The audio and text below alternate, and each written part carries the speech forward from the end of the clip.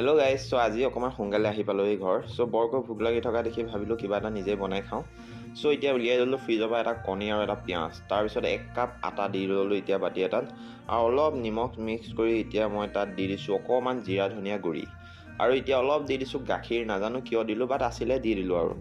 আৰু এতিয়া ইয়াৰ লগতে অকণমান দি দিছোঁ আপোনাৰ কাশ্মীৰী লাল মিৰ্চ অকণমান কালাৰৰ কাৰণে তাৰপিছত অলপ কাটি থোৱা পিঁয়াজ দিলোঁ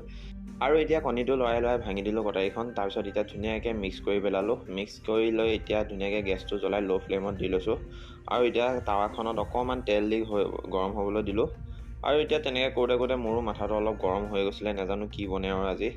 আৰু এতিয়া ফাইনেলি এতিয়া মই ধুনীয়াকৈ তাত মিক্সাৰখিনি দি দিছোঁ আৰু অলপ মোকলাই দিছোঁ যাতে সোনকালে হয় তাৰপিছত যেনিবা ফাইনেলি কিবা এটা ৰূপ ল'লেগৈ খোৱা বস্তু হিচাপত আৰু এতিয়া মই ধুনীয়াকৈ প্লেটত আনলোড কৰি অলপ চচ লৈ পেলাই মানে বাইট এটা ছিঙি লৈছোঁ আৰু ফাৰ্ষ্ট বাইটটো মুখত সোমাই নিজৰ ওপৰত প্ৰাউড হৈছে চ' মাকো অকণমান খুৱাই দিলোঁ চ' আজিলৈ আহিছোঁ গাইজ।